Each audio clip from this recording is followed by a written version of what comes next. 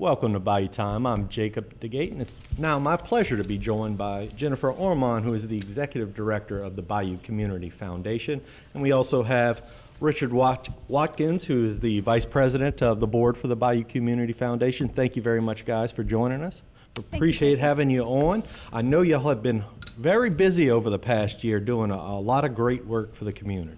Yeah, thank you. It's hard to believe that's already been a year since Hurricane Ida ripped through our community. I was just thinking that on August 27th, on that Friday before the storm hit on the Sunday, was when we all realized that this storm wasn't changing direction. Sure. And that she had her bullseye right on Lafourche and Terrebonne.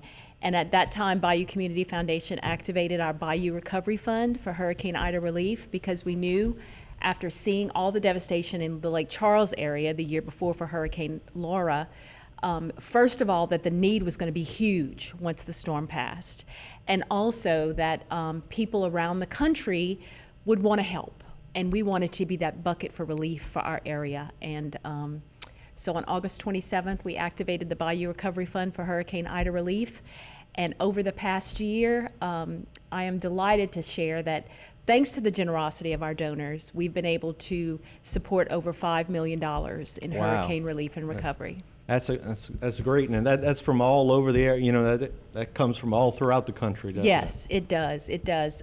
Corporations, private foundations, family foundations, and hundreds and thousands of individual donors who saw the devastating pictures of our area following the storm and really wanted to help. And y'all have put that money to good use, but of course the work's still not done yet because it was such a bad storm. But can you tell me a little bit what is going on with those funds? Sure. Well, obviously in those first few weeks, as you can remember, relief was the biggest priority. We needed to get food and critical supplies, water, gasoline to people in our area, particularly our Bayou communities. One of the first things that Bayou Community Foundation did was we hosted 3 different gasoline distribution sites in South Lafourche and in Southern Terrebonne Parish. The lines were so long, the need for gasoline for generators and for people to put in their cars to be able to go to the distribution sites to get food and supplies was tremendous. So we did that at first, hugely successful, and then from there we started issuing grants to nonprofits who were distributing the food and the supplies, like the food banks, Catholic Community Center in Southern Lafourche, Terrebonne Churches United Food Bank, and so many others that went to work immediately to distribute those critical supplies.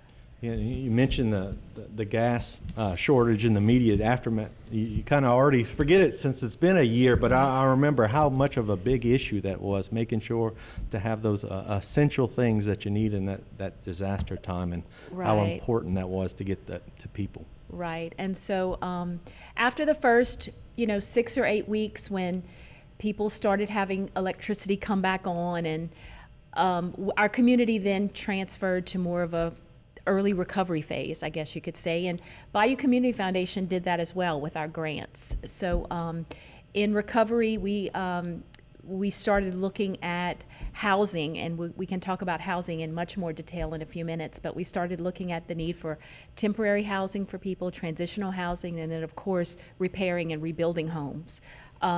We started looking at recovery and repairs of nonprofit organizations themselves. So in order for them to help people, they needed to be able to resume their operations, perhaps make repairs to their own facilities, et cetera. So we provided over $500,000 in grants to nonprofits to recover their services, resume their services, and also for critical community infrastructure. For example, in Grand Isle, we were delighted to be able to fund the purchase of 3 new police cars on the island. Wow. They lost all of their cars in the storm, and we know that public safety is obviously a huge issue for us all during storms and not during storms, and we wanted to help the Grand Isle Police Department with that. So that just gives you some of the ideas of what we did for recovery. And then of course, education. We were all excited when schools started to reopen again later in the fall, and Bayou Community Foundation has awarded almost $500,000 to help the students and teachers and the schools repair and replace equipment and supplies and that kind of thing to get schools started again.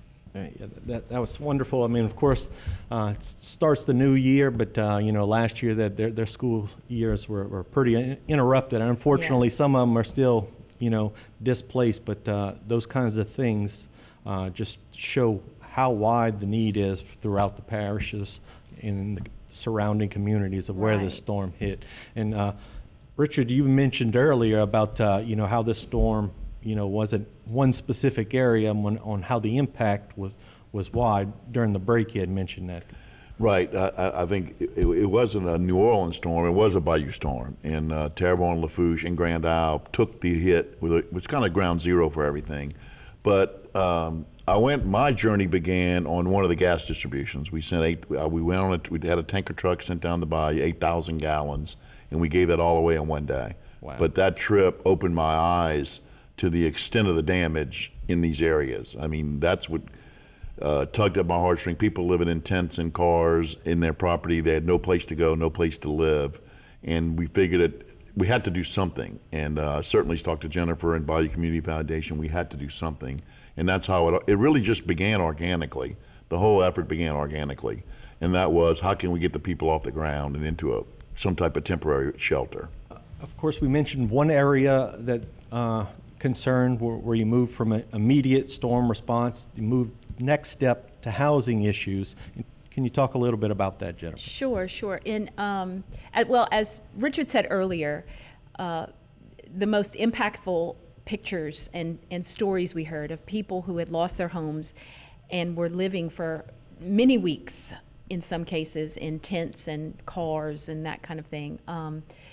And as Richard mentioned, he and other members of Bayou Community Foundation, we knew that housing was going to be our top priority. And that was also reinforced by a needs assessment that Bayou Community Foundation conducted in November of 2021, where we invited people from all over Lafourche, Terrebonne, and Grand Isle to join us for a meeting and let us know what they were seeing in the community and what the priorities were. And housing was definitely the highest priority. So we knew we needed to get to work. So initially, Bayou Community Foundation awarded grants to help people move into campers. And then we moved from that temporary housing to more long-term housing solutions with some very impactful projects to begin with to provide building supplies so that volunteers could help residents repair their homes and at least have a safer, more stable home to move back into until maybe more permanent repairs could be made. So with that, we awarded, so far we've awarded an amazing $500,000 to Holy Family Catholic Church in Dulac, and they have been, through the use of volunteer labor, they've been helping homeowners make repairs. And so far, with only $400,000 of that grant spent, they've helped 290 families Wow. around Grand Caillou in Dulac move back into their homes and make repairs. It has really been phenomenal. And the Now, success. I think we have some. I think this is new construction Right, that we right. not This- just repairs. You also had some new construction going on as well. Right, exactly. So I'll let Richard jump in. Just to let you know, the success of that repair project really catapulted us into the next phase, which was new construction for people who lost their homes. And that is a project we're working with the Mennonite Disaster Service, Storm Aid. And I'll kick it off to Richard to explain that. Right, and these are pictures of the new houses they built. This is a house dedication with both the Mennonites, the Amish, Jennifer, and Father Antonio. But the new construction is kind of the culmination of the whole project. That way, we were able to get a national group, which is the Mennonite Disaster Service and Storm Aid, to come in and select Dulac to build new homes. There was a lot of moving pieces that came together with the cooperation of BCF and Holy Family and Catholic Charities and volunteers. What people don't understand, the front end of this is the most difficult part, and that's vetting the applications. You get a flood of people that need help, and it's important to go through the application and try to pick the most deserving people that we can. And it was phenomenal how Dulac worked. And I'll give all the credit to God. I mean, it was divine providence that every obstacle we came against, either someone or something showed up to allow us to overcome that obstacle. and we were successfully able to build. We built now 10 new homes in the Dulac area. But to Jennifer's point earlier, when we started, people were living in tents and tarps and lean-tos, and there was no campers initially available. It took a long time to get the campers rolled out. And the government's response, obviously they were probably in shock, but they had a massive need for their response, and they just cannot move quickly. Sure. A community foundation like ours, along with volunteers, we're nimble enough where we can cut through a lot of regulations. We can get aid to the people. So the first thing I did, I was just wondering, why would somebody live in a tent or a house when there's shelters and there's other, and so I would stop and talk. The reason why they're living there is because, number one, that's all they have. Number two, their livelihood might be parked across the street in the Bayou, and they want to protect those contents. So they want to stay on that property. They wouldn't go up 6 miles to a congregant setting at Ashland, if you would, to live in a camper. They were going to stay on their property. So it became apparent that we're going to have to help them do something on their property. And the first thing we did was building supplies, and a lot of people took the building supplies and did it themselves because the Cajuns are very resilient. Sure. They just needed the supplies. The supply chain was incredibly interrupted. Lumber was hard to get at the time. So that was our first taste of success. And then we had a group come together of skilled guys who could go out and fix them. And when if somebody just needs steps, or they just need a bathroom, or they just need plumbing to be able to get inside their house and get out of the weather. And those are the massive amount of the 290 families that we affected. Then we moved on to permanent repairs. So if we could provide somebody with a roof, for example, sure. And that would make their house inhabitable, and they would go in there and do the rest of the work. Just get them inside, get them out the weather, where it's a healthy place, there's not mold and other harmful things. So they did that, and every one of these homeowners that we helped, number one, they were incredibly gracious and thankful, and any proceeds they got from FEMA or insurance or anything they can contribute, they did. I mean, it was a wonderful experience, and the more we got into it, you're really not rebuilding homes, and you're rebuilding lives. I mean, this is their life. Most of them, we're blessed, a lot of us are blessed to have homes, but this is their lifelong pursuit to have this home, and they live on that piece of property for their entire life. They make their living in the proximity of that property. So the project has been not successful both material-wise, but spiritually for these people to rebuild their lives. Now the government is catching up. The government caught up with campers. The government, I saw Governor Edwards was in town yesterday, I believe, announcing a new incentive to help people build permanent housing. So they are catching up. But what Bayou Community Foundation has been able to do is fill a gap, both with response, speed, and quality home construction that the government could have never done in the same time frame. Of course, one of the strongest areas that were hit the strongest was Grand Isle. Mm-hmm. A lot of devastation there, and I know there's a lot of work to be done. Yes, yes. If we think that the Bayou communities in Lafourche and Terrebonne are in need and have somewhat been neglected, the story is tenfold in Grand Isle. Hundreds of residents there have lost their homes or are in need of significant repairs. And we have to remember that not only do we want to help those families rebuild their lives on the island, but we want the island to rebuild. And in order to do that, you need the residents there. You need the businesses on the island.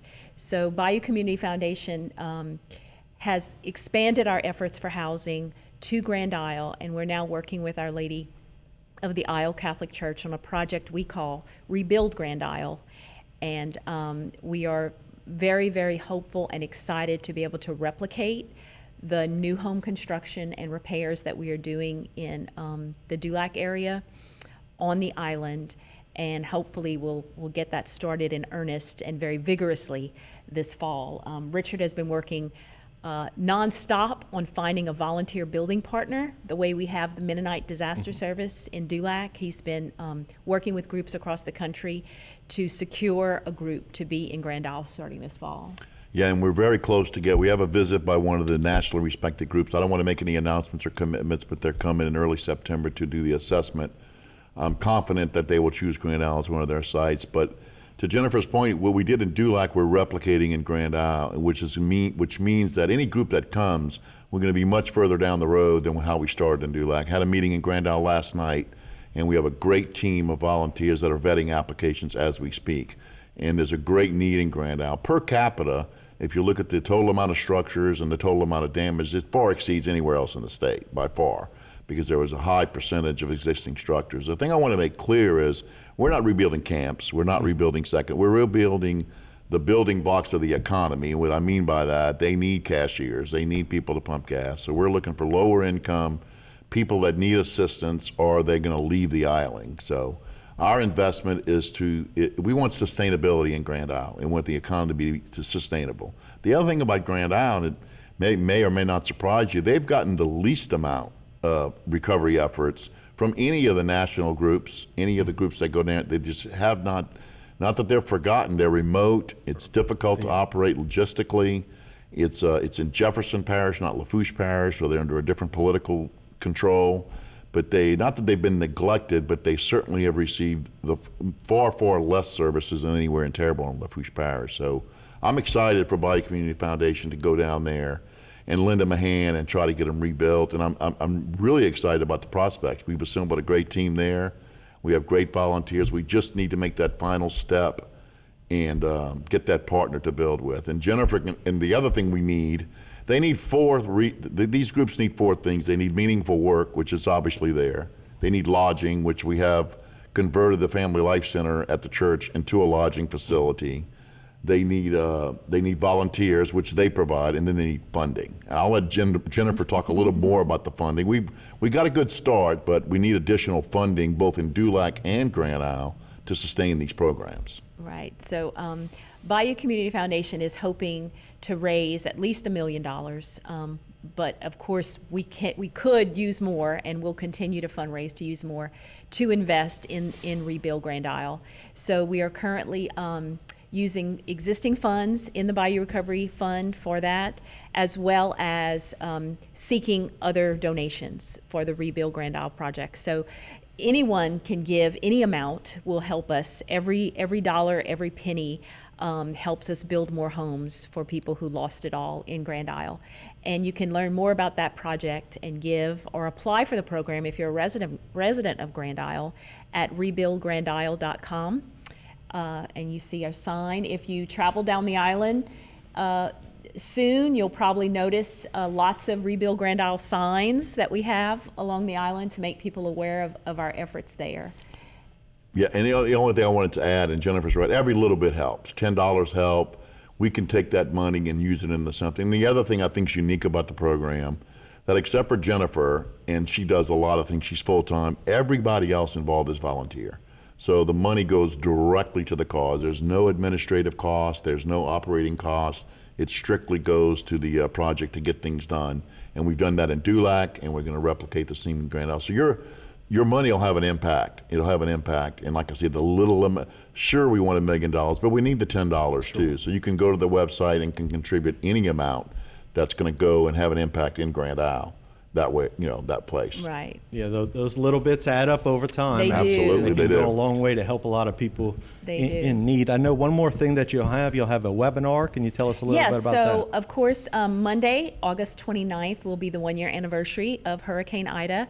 And we would like everyone who lives here, the nonprofits that we do work with, as well as our donors, to get an idea of some of the work that we've talked about today, and all the work that BCF has been doing over the past year. So we invite you to join us for that virtual report.